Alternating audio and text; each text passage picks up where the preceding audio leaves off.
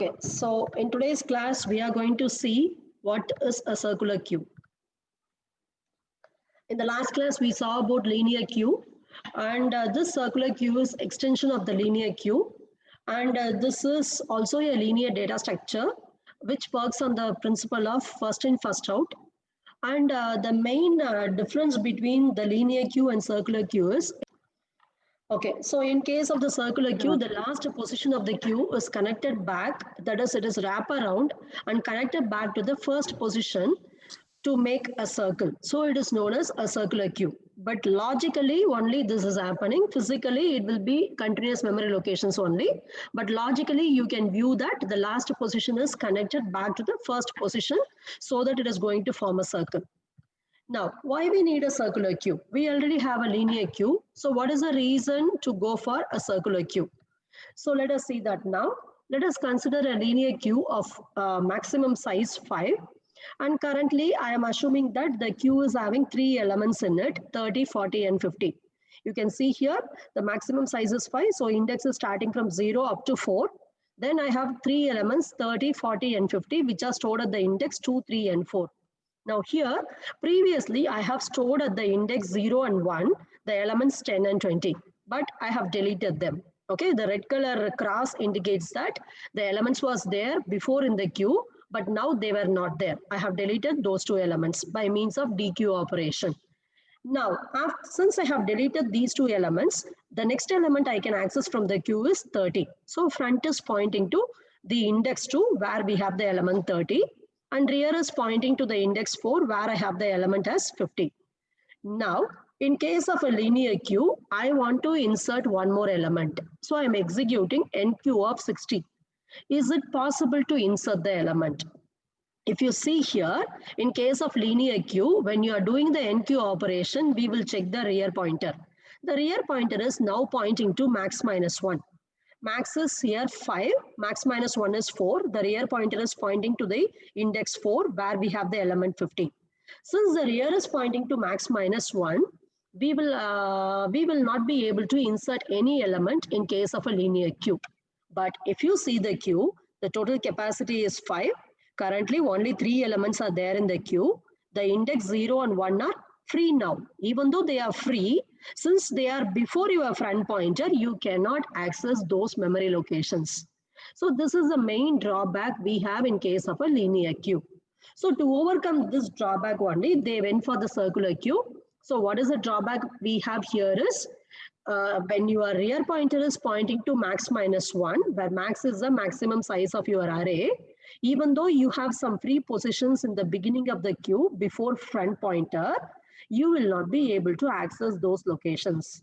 So we are wasting the memory.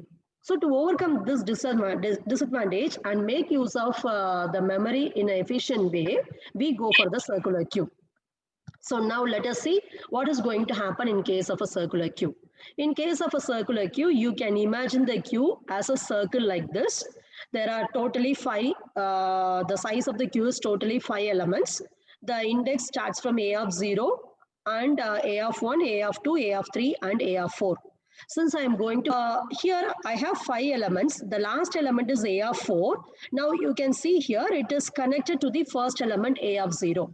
Okay, so if you consider this, it is similar to this linear arrangement only. What we have done is, if it is imagined as a linear wire, you can assume that you are going to connect the 2 ends of the wire to so that you are going to form a circle. Okay, so this is 0 and 4, they are connected together so that we are forming a circle like this. Okay, imagine, this is only imagination, but in the real implementation, the elements are stored in continuous memory locations only.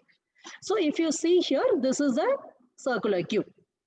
Now we are going to see the initialization of the circular queue. When you start your program, all the memory locations will contain either 0 if you initialize them, or otherwise they will contain some garbage value. And you are going to make use of 2 pointers now. One is the front pointer, another is the rear pointer. Why we need 2 pointers is, in case of a queue, you can insert at one end and you can delete from the other end only. So we are performing operations on 2 different ends. So we need 2 pointers, front and rear. We'll be inserting data at the rear end and then we will be removing the data from the front end of the queue. Now, When I am starting, my queue is empty. So I am going to initialize front is equal to -1 and then rear is equal to -1. Why I have initialized -1 here is in array-based implementation, your first index is going to start with 0. So you consider one element before that, one number before that, that is -1. If you add 1 to this, you will be getting 0. Okay, so we are initializing both front and rear as -1. Now, let us see how we can perform the operation. First, I am going to perform NQ of 10. So in case of NQ, you are going to add an element to the queue. Always you need to pass what element you are going to add in the queue as a parameter to this particular function. So I am going to add 10 to the queue. Now, NQ will be always adding the element at the rear end of the queue only. So initially your rear is -1. So you have to first increment rear so that it is going to point to the new memory location. So I have now rear as 0. Now, in that memory, you have to insert the new data 10. So 10 is added at A of rear. If you assume that the array name is A, you can say that in A of rear, you are adding 10. That is in A of 0, we are adding 10. Now, always when you perform NQ operation, you have to adjust the rear pointer. Then only you will be adding the data. But now, why I have changed the front pointer? Previously, front was -1, but now I changed front to 0. What is the reason? When front is equal to -1, it indicates that the queue is empty. But now you have added the first element in the queue. If anybody wants to delete the element, they can remove this 10 from the queue now. Since the queue is not empty, you have to tell that the queue is having one element which is available at the index 0. That can be deleted by means of dequeue operation. So you have to now make the front pointer to point to that particular location. Always remember, front will point to the element which can be deleted from the queue first, and then rear will point to the element which is recently added to the queue. That is, which is added to the queue as last element. Okay, so now since we have only one element, both front and rear will be pointing to the same index. That is, both are with the index 0. Right? Now, I am going to add the second element, NQ of 20. So before adding the element, you have to increment the rear pointer. Previously, rear was 0. Now I am incrementing so that rear is 1. After that, in array of 1, I am going to add the new data 20. So 20 is added here. Then I am executing NQ of 30. Now I am going to add the new element 30. So first I have to increment rear so that it is pointing to 2 now. In the new memory location, I am adding 30. Now I am executing NQ of 40. Again, rear will be incremented by 1. Then in array of 3, that is A of 3, I am going to add the new element 40. Then executing NQ of 50. Again, rear is incremented by 1. So you will have rear as 4. Then in A of 4, we are going to add the new element as 50. Now, if you see, the maximum size of the queue is 5. Currently, the queue is having 5 elements. If I ask you, tell me how many elements are there in the queue currently, you have to see the elements between the front and the rear pointer. Okay, start from the front pointer and count all the elements till you reach the rear pointer. So I have 10, 1 element, 22 elements, 33, 44, and then 55. So totally, I'm starting with front pointer. I am moving towards the rear pointer. Counting all the elements, I have 5 elements in the queue now. Okay, so the queue is now full. Okay, when the number of elements in the queue is equal to maximum size of the queue, now the queue is full now. Next, I want to insert 60, element 60. Is it possible now? When you are inserting an element, you have to see whether any free space is available. Now, the entire queue is full. You don't have any free space in the queue. So if you are trying to add one more element, that element will be lost because it is not in the memory allotted to the queue. So that condition is called as queue overflow, right? Now, let us see how to perform the dequeue operation. So here, first, I want to perform dequeue. So I will be removing one element from the queue. Always the elements will be removed from the front end of the queue. So you see where front was before. Before, front was pointing to the first element 10. Now, since you are executing dequeue, you will remove 10 from the memory. Actually, even though we are executing dequeue, 10 will be returned to the user, will be still available in the same memory location.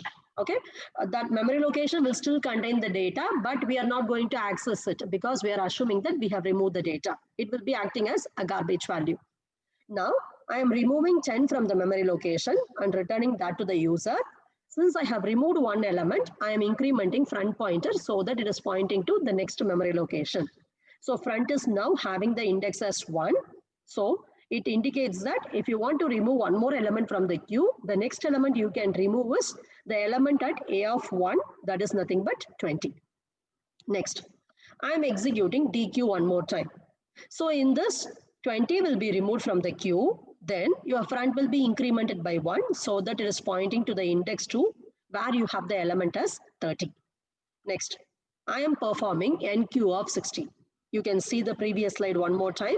Here you see my rear is pointing to 4 and front is pointing to 2.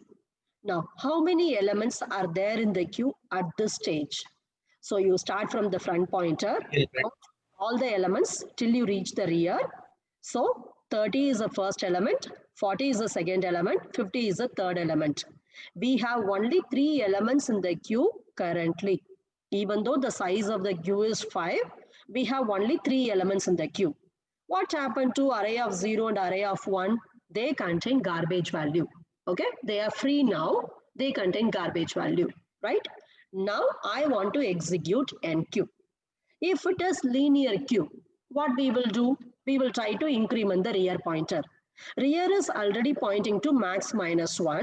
So we will not be able to add the data. We will say that queue is full. But actually queue is not full. That disadvantage only we are overcoming in the circular queue. Now let us see what will happen in case of circular queue if you perform NQ operation. So if you see here, previously rear was pointing to 4. Now I want to perform NQ operation. Since I reached the maximum index, I cannot go to the next index 5 because my queue maximum index is only 4. So I will check whether I have any free space in the front of the queue. Actually, your front is pointing to 2 only. That means 0 and 1 are free. So I will be now adding my new element 60 at rear is equal to 0. Okay. So in array of 0, I am going to add the element 60. This was not possible in case of a linear queue, but now in case of a circular queue, we are doing that. We are not wasting the memory in the case of a circular queue. Next, I am executing NQ of 70. Previously, rear was pointing to 60. Now I will increment the rear. It is now going to point to 1. In that memory location, I am going to add the new data 70. Now, after this stage, I want to execute NQ of 80. Is it possible? You have to see now. Your front is pointing to 30. That means the next element you will delete from the queue is 30. Okay. Now, rear is pointing to the index 1. Front is pointing to the index 2. Rear is pointing to the index 1. Suppose if you want to add one more element, that is 80, you have to make the rear to point to the next index, that is 2. Okay. But already there is some data. It is still available in the queue. You have not deleted it from the queue. So if you increment your rear pointer, it will override that data. So we will lose the data. So here we will say that the queue is full. What is the reason is my front is pointing to 2, okay, and my rear is pointing to 1. If I increment rear, the data at front will be deleted. I don't want to perform DQ operation. I want to perform only NQ operation. So now I am not able to add the new data. This is again overflow condition. Okay. In case of circular queue, you will get overflow under 2 different conditions. If it is linear queue, overflow condition is very simple. When rear is equal to size minus 1, you will say that there is an overflow in a linear queue. But in case of circular queue, overflow conditions are different. Now let us see what are the different conditions we have for overflow in case of circular queue. And when you will get overflow, when you are trying to insert an element into the queue, that time only we will be getting the overflow. The insertion operation is called as NQ. So in NQ, we have different cases now. Let us discuss the cases one by one. So for overflow, we have certain conditions. You should understand all the conditions because it is not a linear queue, it is a circular queue. Let me discuss the first condition. You can focus on the left hand side. So here I have front is equal to 0 and rear is equal to 4. My size of the queue is 5. Okay. If you see, front is pointing to the first element and rear is pointing to the last element. Now, how many elements are there in the queue currently? If you see, start from front, count all the elements one by one, 10, 20, 30, 40, 50. I have totally 5 elements, which is equal to maximum size of a queue. Okay. Now I cannot insert one more element because it is already full, right? So here, this is now overflow. If you try to add one more element, that is overflow. Now, what is the condition for the overflow now? You can see here, front is having the index 0.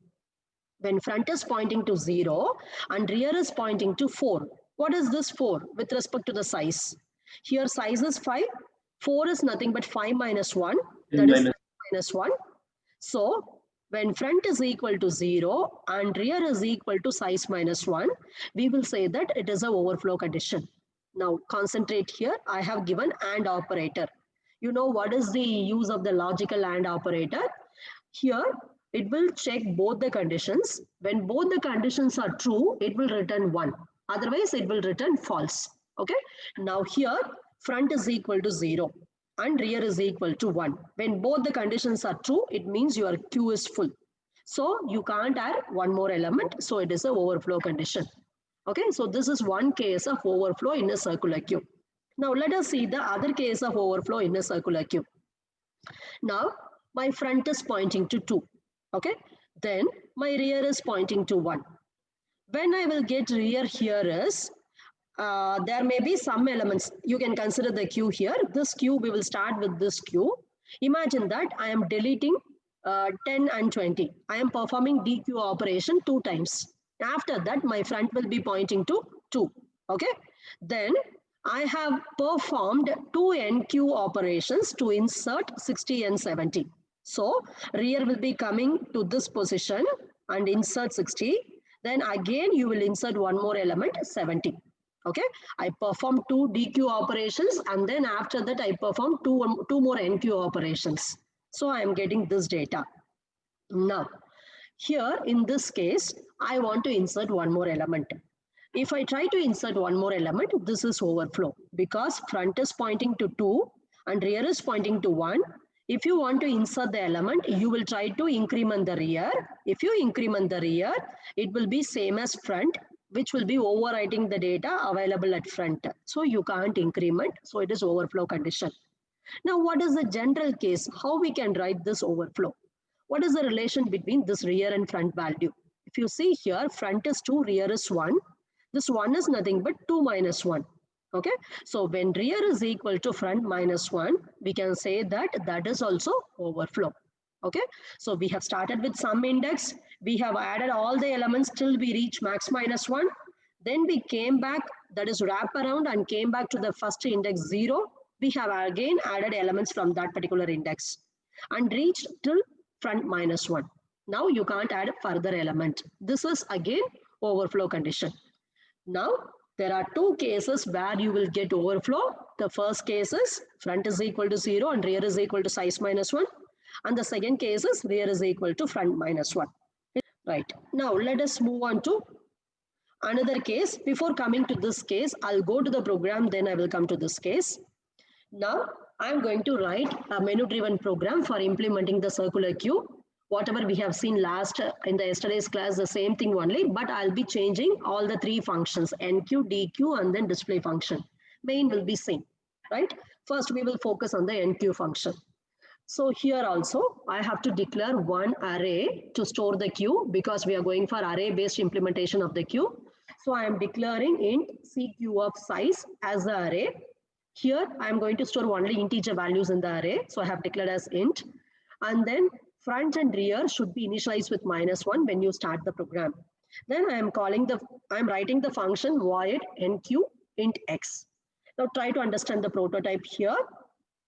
I am going to add an element into the queue. So I have to pass that element as the argument to this particular function.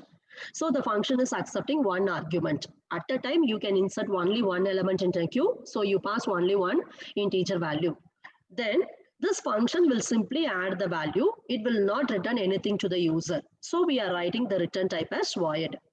Now, whenever you want to insert an element into the queue, first you have to check whether you have any free space in the queue or not.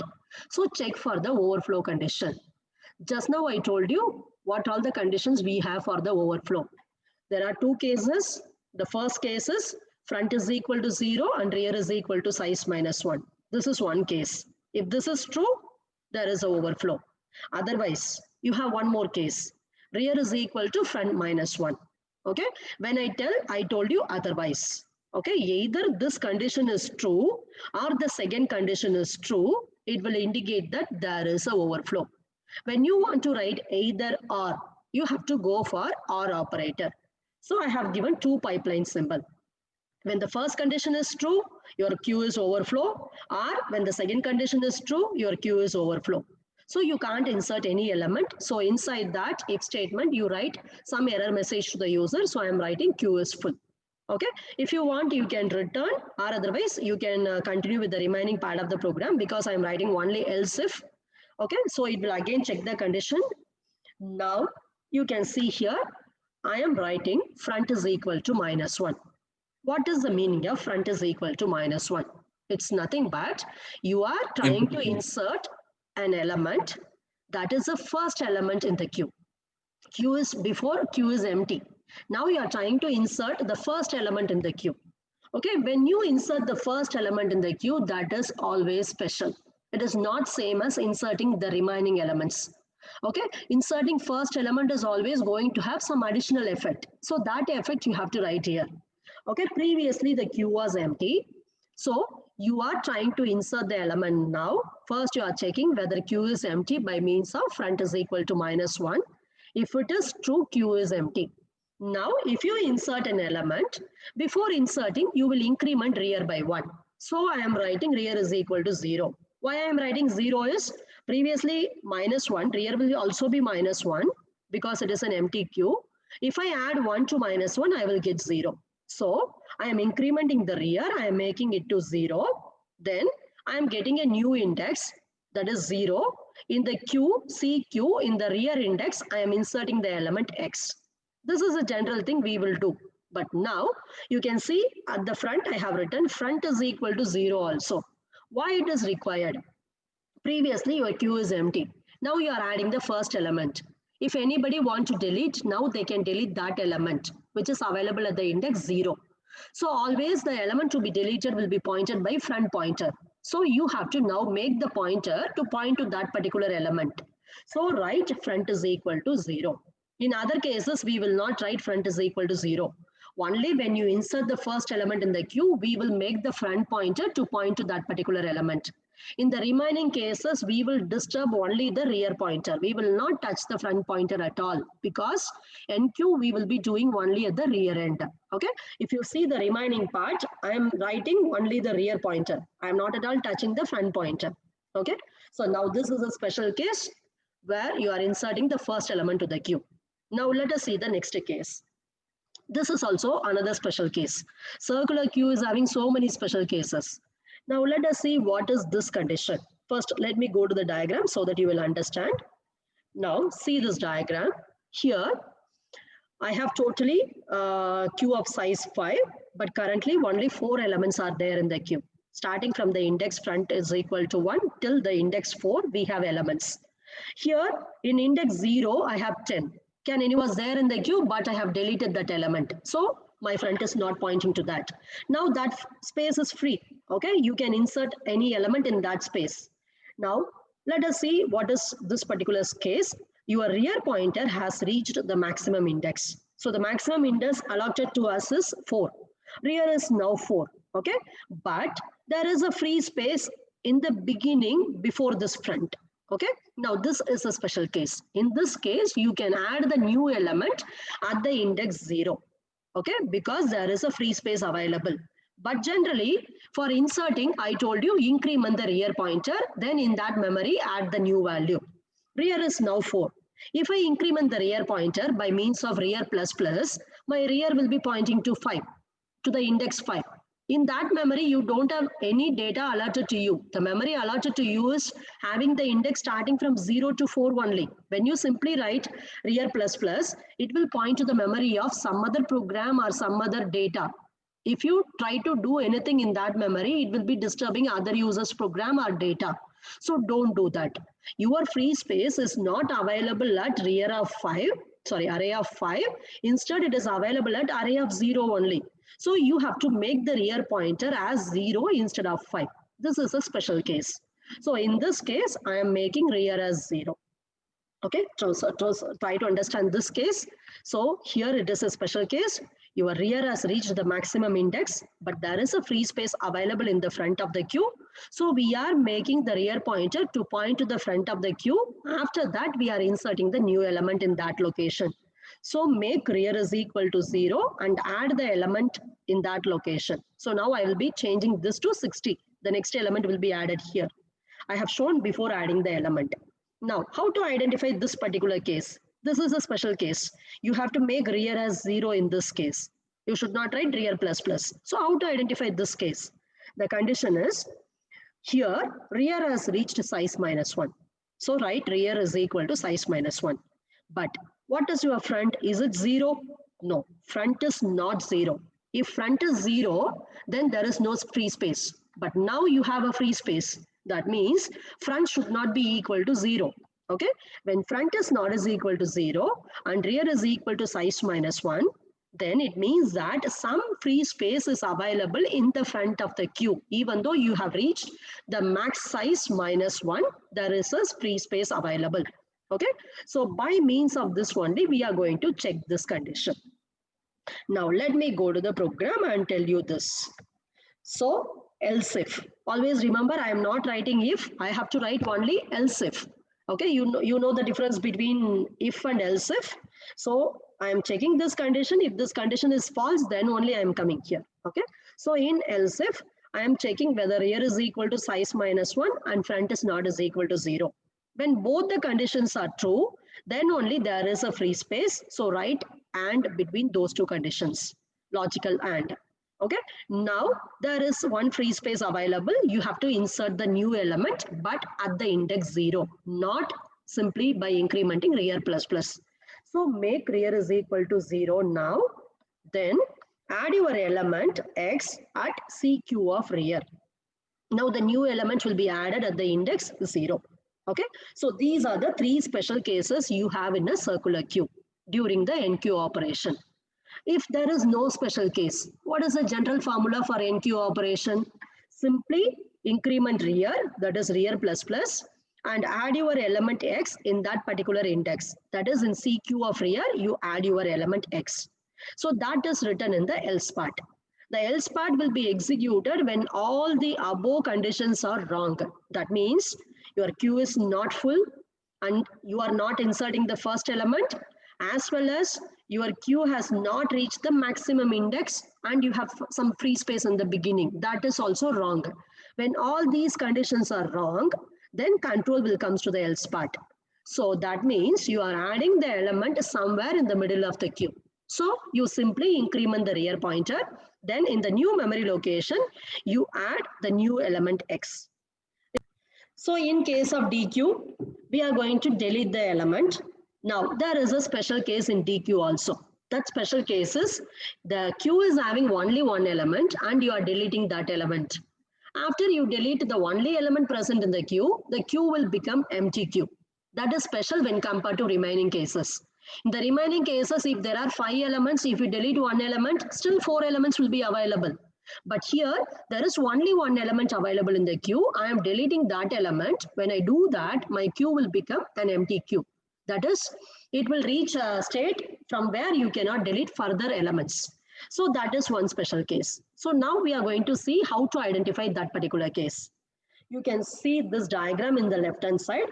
So I have 10 and 20 written in the diagram. But can anyone tell me how many elements are in that queue at that particular stage? See the pointers and tell me. 1. Only one element. Yes, correct. What is the reason? The reason is your front is pointing to 1, rear is also pointing to same number. Okay. The meaning of this is you can delete the next element as 20. Okay. And you have added the last element as 20. So if you delete 20, after that your queue is now empty, right? So now this is a special case where your queue contains only one element. Don't simply see the diagram and say there are two elements in the queue. You have to see with the help of the pointers only. Okay. Now both the pointers are pointing to the same memory location. It means that there is only one element in the queue. Now I want to delete the element. If I delete this element 20, my queue will become empty. Because there is only one element, I am deleting it, it will become empty. Now I told you the condition for the empty queue. In case of empty queue, you have to make both front and rear to point to -1. Okay. So after you delete the only element present in the queue, you have to make both front is equal to -1 and rear is equal to -1. Don't do any other work. Okay. Because don't simply incrementing the pointer, front pointer to point to the next memory location. Okay. You change both front and rear as -1. The reason is after you remove this element, the queue will become an empty queue. Okay, so this is a special case in case of DQ. Now see one more case. Before that, let me go to the program, then I will come to this case. So we are going to write the DQ function. In case of DQ function, you are not going to pass any argument to the function. The reason is whatever element is available at the front end, that element will be deleted automatically. So no need to tell this is the element. You don't even know what is the element available at that memory location. So don't pass any argument to the DQ function. This function will remove one element from the queue and return it to the user. So we are writing the return type as integer because our queue contains integer data. Now let us see what are the steps we have to do in a DQ. Always remember, if it is NQ, you have to check for overflow condition. In case of DQ, you want to remove something. So you check whether anything is there in the queue or not. So you have to check for underflow condition. If the queue is empty, you can't remove anything from the queue. Okay, so you check whether the queue is underflow or not. So how to check for underflow? Check if front is equal to -1. Okay, now remember students, here you can even write and rear is equal to -1 also. Because in case of empty queue, both front and rear will be pointing to -1. Okay, but if front is -1, that itself will say that the queue is empty. Okay, don't unnecessarily write the things which is not going to reduce your time complexity, because computer will evaluate and it will take some time for that. Okay, front is equal to -1 itself will say that the queue is empty. Even if you write and rear is equal to -1 also, that is also correct, but don't write unnecessary statements. Now I am checking whether queue is equal to empty by means of front is equal to -1. If this condition is true, then it means that the queue is empty. So I can't delete any element from the empty queue. So I am printing some error message to the user and then I am returning 0. Always in all my programs, when the queue is having underflow condition, I will return 0. If the queue is not having underflow, it will have some data. That data I will return to the user. I am assuming that the number in the queue will not be 0 at all. If the number in the queue is 0, you can return some large negative number like -9999, like that you can write. Okay, it is up to you. How you write your program, it is up to you. Now I am assuming that when there is underflow, I will return 0. Then, if there is no underflow, then what I can do? The queue is having some element, you just remove the element from the queue. So from which end you can remove the element? Always from the front end only. So you give CQ of front is the element to be removed. You remove the element and store it in a variable y. This y is now declared as integer. Now you remove the element. After you remove, what we have to do? Change the front pointer appropriately. How to change the front pointer? You have to see whether we have any special cases or not. Now let us go to the previous slide now. Before that, I will tell this one. For this, I didn't have any slide. Let us assume you are deleting only one element present in the queue. I think this I explained. Yeah, you are deleting only one element present in the queue. So how to know whether only one element is there in the queue? When front is equal to rear, that means there is only one element in the queue. You are deleting that. After that, the queue will become empty. So I am writing front is equal to -1, rear is equal to -1. Okay, so here we are writing rear also as -1. Generally in DQ, we will change only the front pointer. But here, since the queue will become empty, you have to change rear also as -1. Okay, now let us come to the second case. The queue is you are deleting the element, and that is not the only element present in the queue. There are many elements in the queue. You are deleting only one out of that. In that case, it will come to this line number 47. Here also we have one more special case. What is that special case? We will see now. See this slide. You are deleting an element which is available at the index size -1.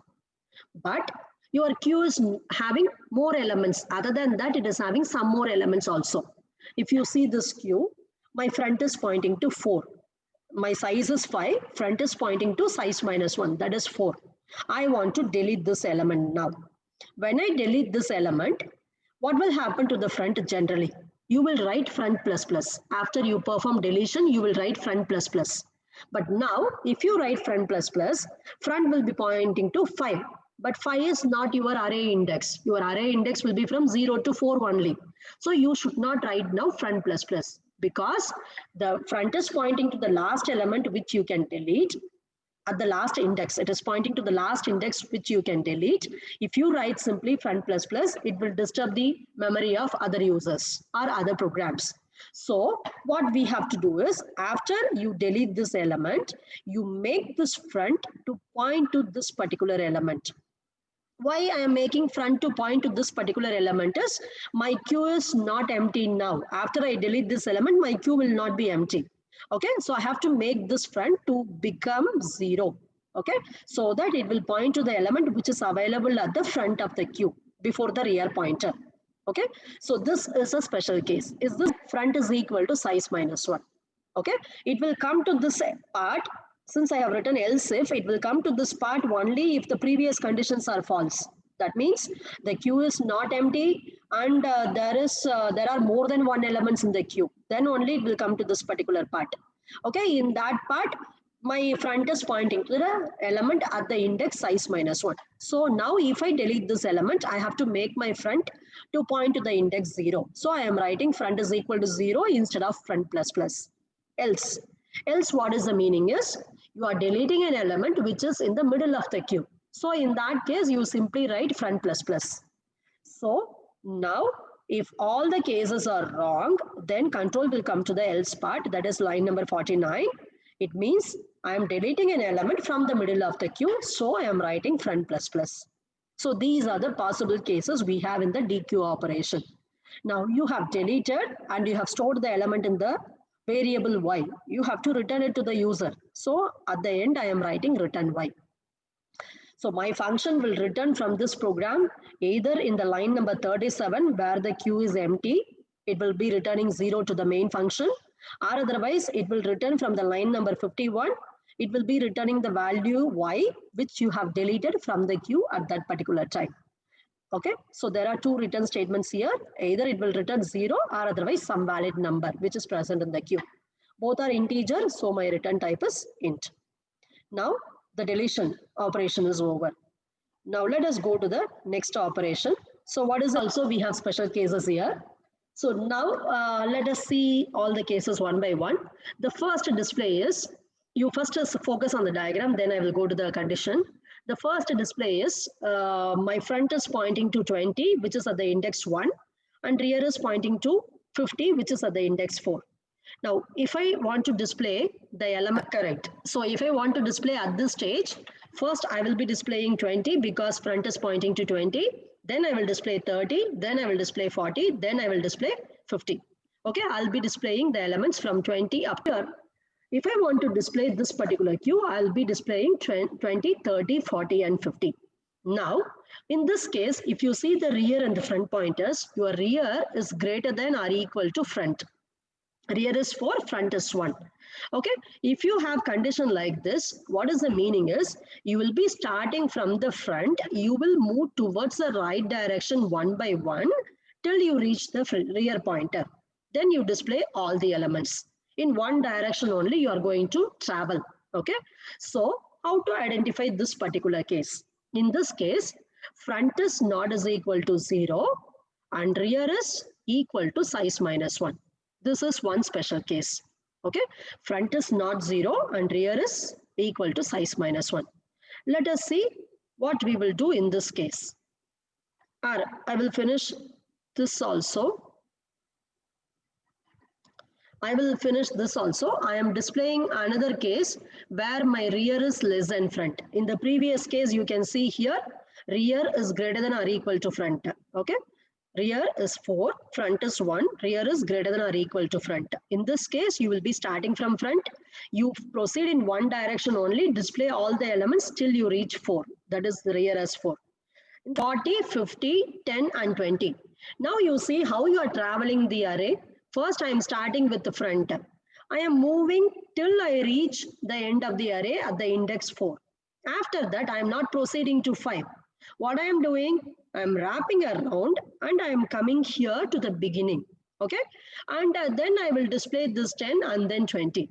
So now, how to identify, differentiate these two cases? In this case, rear is less than front. Rear is 1, front is 3. 1 is less than 3. That is rear is less than front. In the previous case, rear is greater than or equal to front. Okay. So these are the two conditions you have to check. One condition is rear is greater than or equal to front, where you will display starting from front till rear. In the same direction you will proceed. But in the other case, this is a complicated case. Here, when rear is less than front, you will start with front. You will proceed till you reach size minus 1. Display all the elements.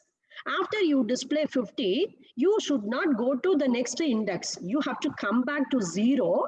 Then you have to display starting from 0 till rear. This is a special case.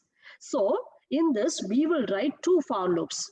One for loop is for starting from front and proceeding till size minus 1. That is till index 4. Another for loop is for starting from 0 and proceeding till rear. That is index 1. So for this particular diagram, you have to write two for loops. Now let us see the display function. So in the display function also, you have to check whether the queue is empty. If the queue is empty, you cannot display anything to the user. So I am checking if front is equal to minus 1. Even you can write and rear is equal to minus 1 also, as I already said. So if front is equal to minus 1, display queue is empty and return. Don't continue with the remaining part of the program. Otherwise, the queue is not empty. I have to display all the numbers to the user. As I told you already, there are two cases now. So we are going to write for both the cases. First, I am checking the simple case where my rear is greater than or equal to front. So I am checking if rear is greater than or equal to front. If this is true, this case, okay, you have to start from front, okay, you have to display all the elements till you reach rear, okay, and every time you will increment I by 1, so that first front will be 1, then you will make I to point to 2, then you will make I to point to 3, then I to point to 4. After that you will stop. Now let us see that if rear is greater than or equal to front, inside the for loop write I is equal to front, I less than or equal to rear, I plus plus. So what we are going to do, we are simply going to display the element. We can access the element by means of CQ of I. You should not give rear or front here because your element is changing every time. So give CQ of I since you are giving it inside a for loop. Then print the element. Okay, so this is one case. And the next case is this case. You have to first start from front, proceed till you reach size minus 1. For this one for loop. And second for loop is for start from 0, then proceed till you reach rear. Okay, this is for the second for loop. Now let us see that. Else it will come to the second case. I am writing for I is equal to front, I less than size, I plus plus. Then I am printing the element with the help of CQ of I. Okay, when this is over, I will print only the last part of the display. I need to print one more part also. So I am writing one more for loop. For I is equal to 0, I less than or equal to rear, I plus plus, you print CQ of I. Okay, so with this display is over. I am displaying in line number 82, I am displaying the menu. After that, I am starting the do while loop. Inside that, I am getting the choice from the user. Then I am writing switch case for all the 4 cases. Totally, we have 3 operations, enqueue, DQ and then display. Fourth one is for exit. When the user don't want to continue, he will give exit. And the last one is for default. If the user presses any other number, you are going to display some wrong message to the user. And we are writing this inside a do while loop because we want to continuously read the choice from the user and display and do the particular operation as long as he wants to continue. When the user enters 4, it means he don't want to continue. In that case, you stop your looping. So I am writing in do while when choice is not is equal to null. Sorry, 4. When the user presses 4, it will come out of the loop. Okay.